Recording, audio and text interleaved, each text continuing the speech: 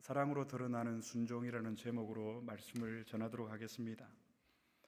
심리학이라는 학문이 있습니다. 인간의 그 마음, 생각, 행동을 과학적으로 연구하는 학문입니다. 저도 신학을 공부할 때에 많은 분들이 정 목사, 심리학을 공부하면 목회에 많은 도움이 될 것이다라는 얘기를 정말 많이 들었습니다.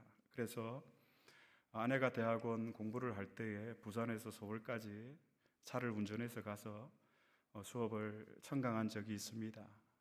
우리 정서가 아기 때 갓난 아기를 데리고 수업을 들었던 기억이 있습니다. 그리고 들었던 그 내용을 사역 가운데 사용을 한 적도 있습니다. 우리 청년들을 불러놓고 가계도를 한번 그려보라 하고, 이 가계도에서 가족과의 관계 속에서 내 마음에 어떤 상처가 있는지, 또 인생의 여정표를 그리게 해서 나의 유아기와 10대와 20대와 30대에는 어떤 일이 있었는지, 그래서 사역을 하면서 사람들을 이해하는데 아주 유익한 도구가 되었던 기억이 있습니다. 하지만 심리학은 인간의 근본 문제인 죄의 문제를, 그리고 우리의 구원의 문제를 해결할 수 없다라는 사실을 깨닫게 되었습니다.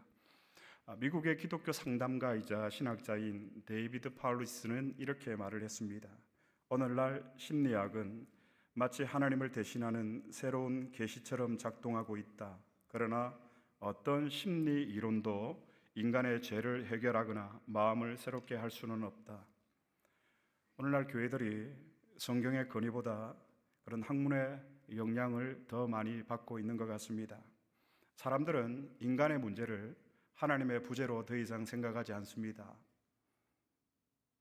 하나님이 없는 비참한 인간의 실태를 사람들은 인정하지 않습니다. 그래서 인간의 문제를 죄의 문제로 더 이상 보지 않는다라는 말입니다. 내가 좀 죄를 지어도 아무런 상관이 없다라는 말입니다. 그리고 이 인간에게 있어서의 가장 큰 문제는 심리적인 상처의 치료의 문제라고 생각들을 합니다. 그래서 예배를 드릴 때도 내 마음이 기쁘기를 원하고, 내가 듣기 좋은 이야기를 듣기 원하고, 교회에서 모든 것이 내 뜻대로 이루어지기를 원해서 내 마음에 유쾌한 상처가 없는 마음이 기쁜 그런 상태가 인간의 문제의 해결이라고 생각을 합니다. 그리고 우리의 구원도 성령의 역사가 아니라 마음의 상처의 회복의 개념으로 점점 더 바뀌어져 가고 있는 것 같습니다. 그 결과 교회는 하나님이 부재 중이시지만, 즉 하나님 중심이 아니라 인간 중심으로 변해가고 있는 것 같습니다. 즉 예수의 생명력을 점점 더 잃어가고 있는 것 같습니다. 사랑하는 세안대교 가족 여러분, 교회는 하나님의 약속이 실제임을 믿고 그 약속을 믿음으로 붙들고 십자가의 능력으로 하나님의 나라를 확장해 나가는 것이 교회와 사랑하는 성도들의 사명입니다. 기독교는 단순히 인간의 심리 문제를 다루는 그런 치료소가 아닙니다. 하나님이 우리의 기도를 들으시고 하나님이 우리와 함께 하신다라는 말은 그냥 단순한 위로의 말이 아니라 분명한 사실, 하나님의 약속입니다. 그런데 많은 교인들이 저에게 이렇게 묻습니다. 목사님, 하나님의 약속은 분명히 있는데, 이 약속이 분명히 우리에게 주어져 있는데, 그런데 왜 내 현실은 이렇게 힘들고 어렵습니까? 우리는 하나님의 약속과 내 삶 사이의 간격, 그 괴리를 우리는 해결하고 싶어 합니다. 그래서 어쩌면 목회를 하는 저에게 주님의 약속이 과연 무엇일까 하는 것은 저의 가장 깊은 고민의 자리이기도 합니다. 주님의 제자들도 마찬가지였습니다. 그들은 모든 것을 버리고 생업도 포기하고 가족들도 뒤로 한 채 3년 동안 예수님을 따라다녔습니다. 그러나 그들은 아무런 보장을 받지 못했습니다. 무엇보다 잘 것도 마땅하지 않았고요, 먹을 것도 마땅하지 않았습니다. 무엇보다도 제자의 길을 간다는 것은 참 외롭고 힘든 길이었습니다. 이런 제자들의 마음을 우리 주님이 아셨습니다. 그리고 주님이 이렇게 말씀하십니다. 오늘 본문이 되는 요한복음 14장 1절의 말씀, 다 함께 봉독하시겠습니다. 너희는 마음에 근심하지 말라. 하나님을 믿으니 또 나를 믿으라. 다시 한번 봉독해 볼까요? 너희는 마음에 근심하지 말라. 하나님을 믿으니 또 나를 믿으라. 요한복음 14장에 처음 나오는 주님의 말씀입니다. 너희는 마음에 근심하지 말라. 하나님을 믿으니 나를 믿으라. 주님은 불안과 두려움과 염려 속에 있는 제자들을 위로하십니다. 우리에게도 마찬가지입니다. 우리는 주님 한 번만 내 인생 가운데 기적을 보여주십시오. 바다를 가르시고 구름 기둥과 불 기둥으로 만나를 내리시고 반석을 깨뜨리셔서 물이 나오게 한 번만 기적과 표적을 나에게 보여주십시오. 그러나 우리 주님은 우리에게 기사나 표적이 아니라 하나님의 말씀을 온전히 신뢰하는 그 믿음을 주님은 우리에게 원하십니다. 마음에 근심하지 마시기를 바랍니다. 주님의 위로입니다. 예수님의 제자들이 주님을 따를 때에 이 세상의 권력과 이 세상의 세력과 그리고 하나님 나라 사이에서 갈등이 생기기 시작했습니다. 이 세상에 그들은 홀로 남겨져 있다라는 그 불안과 두려움을 느끼기 시작했습니다. 그럴 때 그들에게 아무것도 보이지 않았고 그들의 장래는 불확실했습니다. 마음에 동요가 일어나고 불안하고 혼란스럽기 시작했습니다. 그때 주님이 말씀하셨습니다. 근심하지 말라. 근심하지 말라라는 말은 헬라어로 불안해하지 마, 혼란스러워하지 마, 근심하지 말라. 저는 하나님의 말씀을 위임받은 자로서 다시 한번 주님의 말씀을 대신 전합니다. 근심하지 마시기 바랍니다. 불안해하지 마시기 바랍니다. 혼란스러워하지 마시기 바랍니다. 그리고 주님은 여기에서 멈추지 않으시고 근심하지 말라라는 위로의 말씀 뒤에 더 놀라운 약속의 위대한 말씀을 주십니다. 요한복음 14장 12절의 말씀입니다. 다 함께 봉독하겠습니다. 내가 진실로 진실로 너희에게 이르노니 나를 믿는 자는 내가 하는 일을 그도 할 것이요 또한 그보다 큰 일도 하리니 이는 내가 내 아버지께로 감이라. 나를 믿는 자는 내가 하는 일을 그도 할 것이요 또한 그보다 큰 일도 하리라. 제자들에게 하신 주님의 약속입니다. 그런데 여러분, 이 약속을 정말 믿으십니까? 주님은 죽은 자를 살리셨고 병든 자를 고치셨고 물을 포도주로 바꾸셨고 풍랑이는 바다 위를 걸어오셨고 보리떡 5개와 물고기 2마리로 5,000명을 먹이셨습니다. 이 놀라운 기적들을, 역사들을 이루신 주님이 그보다 더 큰 일을 너희가 행하리라. 여러분, 정말 주님의 약속을 믿으실 수 있겠습니까? 어쩌면 우리의 답답한 현실 속에서 정말 허공을 치는 약속과도 같습니다. 그러나 주님께서 말씀하신 이 약속은 우리의 소원 성취에 관한 말씀이 아닙니다. 우리에게 신비로운 능력을 주시겠다라는 약속이 아닙니다. 오늘 우리 여기에서 우리가 확인해야 할 것이 있습니다. 주님께서 약속하신 이보다 더 큰 일이란 무슨 일일까요? 오늘 본문의 성경에 나와 있는 그보다 더 큰 일이란 이 요한복음 전체의 문맥에서 살펴보면 믿는 자들, 곧 당신의 제자들을 통하여서 이루실 하나님 나라의 확장에 관한 일입니다. 이 일이 바로 그보다 더 큰 일을 너희가 행하리라. 너희를 통해서 하나님 나라가 확장되어질 거야. 이 약속을 제자들에게 주고 계십니다. 그러니까 주님이 제자들에게 약속하신 그보다 더 큰 일이란 하나님의 나라를 온 세상에 드러내고 하나님의 나라를 확장시키는 그 일이 주님이 약속하신 더 큰 일이라는 말입니다. 내가 하는 일을 너희도 할 것이요 또한 나보다 더 큰 일도 너희가 하리니, 이 말씀은 당시 주님을 따랐던 제자들이 이 세상에서 성공하고 그래서 남들보다 더 풍요롭고 형통하게 사는 것, 주님이 그것을 말씀하시는 것이 아니라, 물론 그래서 성도들이 세상에서 가난하게 살아야 된다는 말은 더더욱 아닙니다. 다만 오늘 주님이 제자들에게 약속하고 있는, 성경이 말하고 있는 것은 비록 우리가 연약하고 우리가 부족하고 우리가 늘 실패하고 넘어져도 우리가 유명하지 못하고 우리가 비록 가난한 삶을 산다고 할지라도 내 인생이, 우리의 인생이 하나님의 손에 붙들려 있어서 하나님의 그 신실하심으로, 하나님의 하나님 되심으로 우리를 통해서 하나님 나라를 확장해 나가시고 하나님의 역사와 하나님의 뜻을 이루어 가고 계신다면, 그리고 그 믿음의 확신을 우리가 가지고 내가 붙들고 하나님의 손 안에서 내가 하나님께 쓰임받고 있다면, 하나님 나라를 이루는 그 일에 우리가 쓰임받고 있다면, 우리의 인생이 쓰임받고 있다면 나는 괜찮다라는 말입니다. 이것이 훨씬 더 의미 있는 삶이라는 말입니다.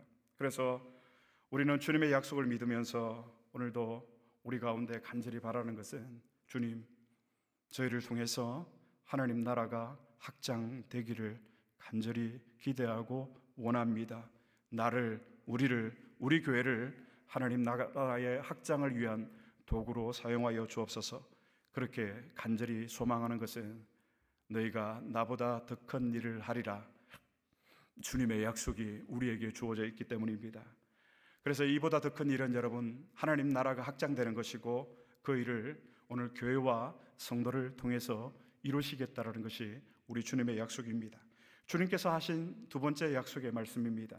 요한복음 14장 13절 말씀, 다 함께 봉독하겠습니다.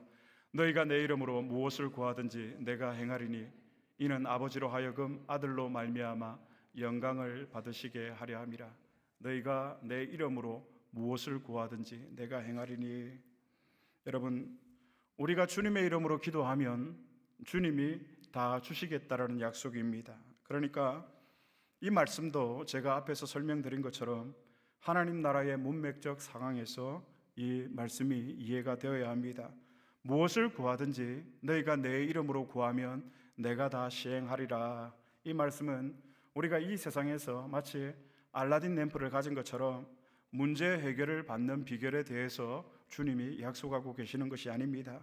무엇을 구하든지 내가 다 응답하리라, 내가 다 시행하리라는 이 주님의 약속의 말씀은 우리의 기도 가운데 예수 그리스도의 인격, 예수 그리스도의 성품이 우리의 기도 속에 담겨 있어야 한다라는 말입니다. 왜냐하면 우리가 주님의 이름으로 구할 수 있는 것들 중에는 구할 수 없는 것들이 세상에 너무 많이 있기 때문입니다. 주님, 윌링에 있는 교회들 중에 안디옥 교회만 빼고 모든 교회가 문을 닫게 해주셔서 우리 새 안디옥 교회만 부흥하게 해 주십시오.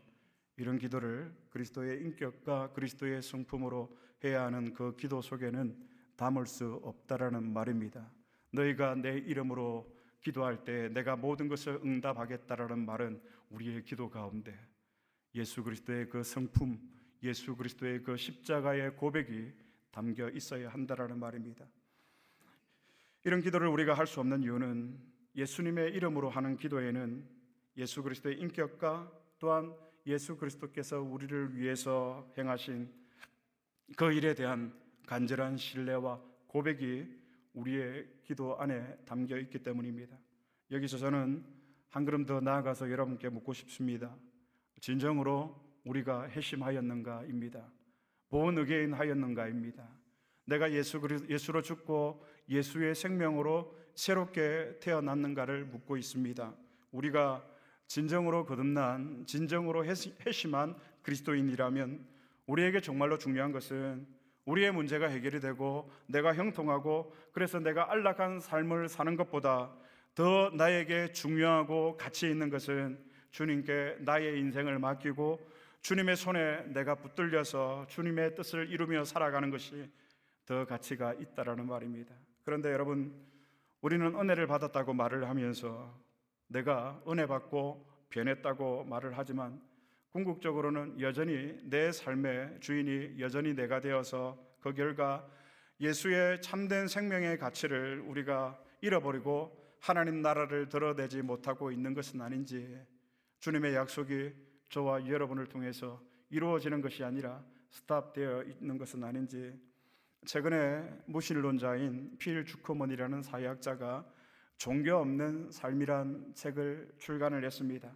뉴욕 타임스는 이 종교 없는 삶이란 책에 대해서 종교 없는 사람들을 위한 실용적인 지침서라고 극찬을 하기까지 했습니다. 그는 책에서 이렇게 도전합니다. 예수 믿는 사람들은 예수의 이름과 하나님의 능력으로 그들이 부자가 되고 형통해서 안락한 삶을 살 수 있다고 주장한다. 그러나 나 무신론자 필 주커먼은 하나님을 믿지 아니하므로 내가 어떻게 부자가 되고 어떻게 형통한 삶을 사는지 세상 사람들에게 보여주어서 나는 하나님 없음을 증거하겠다. 그런데 그의 말은 틀렸습니다. 주님의 제자인 우리들은 그가 말하는 부와 명예, 성공, 그것을 위해서 사는 사람들이 아니기 때문입니다. 하나님의 사람들은 이 세상에서 어떻게 살든지 주님께 쓰임 받고 싶은 사람이 되고 싶은 겁니다. 내 삶이 주님의 손에 붙들려서 내 삶이 하나님 나라를 확장하는 그 일에 사용될 수 있다면 우리는 조금 병들어도 조금 가난해도 괜찮다라는 말입니다. 그리고 저는 오늘 우리의 고백의 결론이 오늘 본문 15절에 있다고 생각했습니다. 오늘 본문 말씀 요한복음 14장 15절 말씀 다시 한번 다 같이 봉독하겠습니다. 너희가 나를 사랑하면 나의 계명을 지키리라. 너희가 나를 사랑하면 나의 계명을 지키리라. 제자들을 향한 주님의 계명은 요한복음 전체의 문맥에서 보면 그 내용이 무엇일까요? 서로 사랑하는 것입니다. 따라서 하나님의 이 약속의 말씀이 우리에게 능력으로 나타나는 때는 언제일까요? 우리가 하나님의 계명을 지킬 때, 우리가 서로 사랑할 때에 우리에게 약속하신 이 하나님의 약속의 능력이 우리를 통해서 나타나게 된다는 말입니다. 다시 말해서 여러분, 우리가 주님의 손에 붙들려서 주님의 나라를 확장하는 그 주님의 제자로 살고 싶은 것은 하나님 나라에 대한 우리에게 간절한 열망이 있다면 우리가 어떻게 해야 할까요? 서로 사랑해야 한다는 말입니다. 그러면 어떻게 사랑하는 것이 하나님의 계명을 지키는 것일까? 여러분, 우리가 믿고 있는 하나님은 삼위 하나님이십니다. 성부와 성자와 성령 하나님이십니다. 이 삼위일체 신학에서 중요한 것은 여러분, 삼위 하나님은 단순히 존재적 하나됨을 의미하는 것이 아닙니다. 우리가 그냥 존재적으로 성부와 성자와 성령 하나님이 삼위로 계신다라고 오해할 수가 있습니다. 만약 이 삼위일체 하나님이 존재적으로 일체하고 연합해 계신다면 성자 예수님이 굳이 하늘을 떠나서 이 땅에 오지 않으셔도 된다라는 겁니다. 그냥 성자 예수님은 거기 계셔야 합니다. 존재적으로 일체적인 연합을 이루고 계신다면 말입니다. 하지만 삼위 하나님의 이 신비적인 연합은 존재적인 연합이 아니라 사명적 연합입니다. 성부 하나님이 우리를 구원하시기 위한 계획을 세우셨습니다. 그리고 성자 예수님이 이 땅에 오셔서 십자가를 지심으로 성부 하나님이 세우신 계획을 성취하시고, 그리고 성령 하나님은 지금도 예수 그리스도의 영으로 우리로 하여금 예수를 주로 고백하게 만들고 회심하게 만드는 그 일을 하심으로 성부, 성자와 성령이 하나가 되신 것 같이 하나님 나라를 확장하는 그 사명을 위하여 우리는 하나가 되어야 한다라는 말입니다. 여러분, 우리가 목사의 존재로서 하나가 되기를 원한다면 어떻게 하든 저의 존재를 부각시켜야 할 것입니다.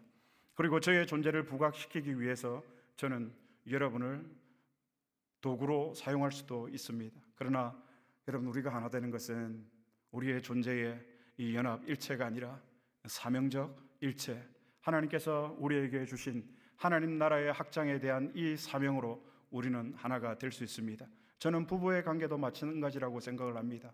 하나님 나라의 확장에 대한 이 사명이 있는 가장, 아내에게 함부로 대할 수 없습니다. 하나님 나라의 확장에 대한 이 사명이 있는 아내라면 머리가 되는 남편에게 복종하지 않을 수가 없습니다. 이 사명으로, 하나님 나라의 확장에 대한 사명으로 우리의 가정에서 부모와 자녀의 관계가 맺어진다면 그 가정이 어찌 하나가 되지 않을 수가 있겠습니까? 다만 아버지로서 권위로 누르고 힘으로 누르고 이 존재적으로 하나가 되고 연합하기를 원한다면 그것은 결코 그렇게 될 수 없다는 것입니다. 그래서 여러분, 우리는 신비로운 삼위 하나님의 일체, 이 연합을 통해서 오늘 교회가, 가정과 우리가 어떻게 하나 될 수 있는가를 우리는 그 지혜를 얻을 수가 있습니다. 그래서 여러분, 삼위 하나님이 하나가 되신 것 같이 우리가 사명으로 우리가 하나 되어야 합니다. 우리의 사명이 무엇이죠, 여러분? 예수를 믿고 출세하고 예수를 믿고 형통하는 것이 우리의 사명이 아니에요. 우리의 사명은 나 그보다 더 큰 일을 너희가 하리니 하나님 나라의 확장이 우리에게 사명이라는 것입니다. 불타는 사명으로 우리가 하나 되기를 간절히 축복합니다. 하나님 나라의 확장에 그 간절한 기대와 열망을 가질 때에 우리가 하나 되어짐을 믿습니다. 그래서 여러분, 성경이 말하는 연합, 일체, 하나됨은 존재적 일체감이 아니라 사명적 일체감을 말하는 것입니다. 여러분, 우리 새한디옥교회가 어떻게 사랑으로 하나가 될 수 있습니까? 어떻게 연합될 수가 있습니까? 어떻게 일체가 될 수가 있습니까? 아니, 무엇으로 하나가 될 수 있겠습니까? 제가 얼마나 많이 외쳤는지 모릅니다. 하나가 되어야 하고 연합해야 한다라고. 그런데 여러분, 출생이 다르고 자라온 환경이 다르고 생각이 다르고 사고방식이 다르고 취미도 다르고 습관도 다르고 생활 방식도 우리는 다 다릅니다. 그러나 저는 새한디옥교회가 하나 될 수 있다고 믿습니다. 지역이 같아서요? 아니에요. 생활 수준이 비슷해서요? 아니에요. 이 어려운 시간을 함께 보내서요? 더더욱 아닙니다. 여러분, 우리가 하나 될 수 있는 이유는 저와 여러분, 우리가 이 땅에 보내짐을 받을 때에 하나님으로부터 받은 사명 때문입니다. 그 사명 때문에 우리는 하나가 될 수 있습니다. 우리의 사명으로 인해서 우리는 주님의 제자로 살고 싶습니다. 저는 주님의 제자로 살다가 주님 앞에 서고 싶습니다. 그래서 우리는 이 땅에 사는 동안에 우리의 형통과 우리의 유익을 위해서 사는 것이 아니라 내 인생이 하나님의 손에 정말 붙들려서 하나님 나라를 확장하는 그 일에 우리가 쓰임받는 것, 사랑하는 여러분, 이것이 우리의 사명, 이것이 우리의 본분이라는 것을 잊지 마십시오. 관계 회복 멀리 있지 않습니다. 하나님과의 관계 회복이 우리에게 있어서 모든 관계 회복이 되어질 줄 믿습니다. 하나님과의 관계가 회복되어진 사람, 사명의 회복이 이루어진 사람이라고 믿습니다. 그 사명이 회복이 우리 가운데 이루어질 때에 여러분, 세상에 삐뚤어진 것이 모든 것이 회복되어지리라 생각을 합니다. 세상의 학문, 세상의 부, 명예, 이것이 굽은 것을 바르게 펼 수 없다라는 것입니다. 저는 사명대로 살아가는 그 인생이 정말 행복하다고 말하고 싶습니다.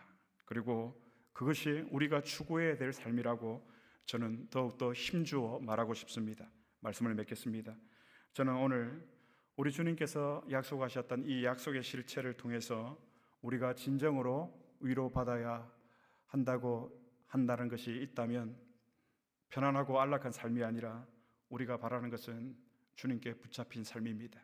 주님께 붙잡힌 삶이란 나의 삶을 통해서 하나님의 나라가 확장되고 그분의 이름으로 하는 기도가 실현되고 이루어지는 것, 나의 기도 속에 예수 그리스도의 성품과 예수 그리스도의 인품이 드러나는 것, 사랑으로 드러나는 순종, 오늘 말씀의 제목입니다.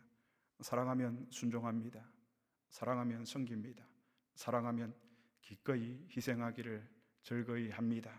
우리를 향하신 하나님의 사랑의 열매는 무엇일까요? 피 흘리기까지 독생자를 주신 그 하나님의 사랑에 대한 그 사랑을 우리가 안다면 우리가 하나님 앞에 마땅히 취해야 할 행동이 무엇일까요? 나타나야 할 열매가 무엇일까요? 그 열매가 바로 순종입니다. 그 순종은 어떤 것이죠, 여러분? 하나님의 계명을 지키는 거예요. 하나님의 계명을 지키는 것은 무엇이죠, 여러분? 서로 사랑하는 것, 사명적 일체감으로 우리가 연합하고 하나가 되는 것입니다. 그것을 위해서 주님은 오늘 제자들을 근심하지 말라 위로하시고 두 약속을 주셨습니다. 너희가 그보다 더 큰 일을 행하리라. 하나님 나라의 확장이에요. 여러분, 영광스럽지 않습니까? 하나님께서 저와 여러분 실패한 우리의 인생을 통해서 그분의 영광과 그분의 뜻을 이루는 그 일 가운데 우리에게 부르심을 주시고 그 사명을 이루는 일들을 우리에게 주셨다라는 것입니다. 그래서 이제는 우리가 예수 그리스도의 사명을 이루며 살아가는 것, 이보다 더 큰 일을 너희가 행하리라. 내 이름으로 무엇을 구하든지 내가 다 시행하리라. 하나님 나라를 추구하는 그 믿음으로 살아갈 수 있도록 하나님께서 우리에게 약속을 하셨습니다. 그 간절한 기대와 소망 때문에 오늘 우리가 함께 여기에 모여서 예배하고 사랑하며 서로를 격려하는 것입니다. 무엇보다도 우리가 하나 될 수밖에 없는 이유는 사랑으로 드러나는 순종 때문입니다. 그 순종, 그 동일한 사명, 하나님 나라의 확장, 그 놀라운 사명 때문에 우리는 주님의 제자로 살고 싶은 것입니다. 하나님 나라의 확장 때문에 저와 여러분, 우리를 통해서, 우리 새한디옥교회를 통해서, 우리의 자녀와 우리의 후손들을 통해서 하나님 나라가 확장되기를 우리 주님의 이름으로 축복합니다.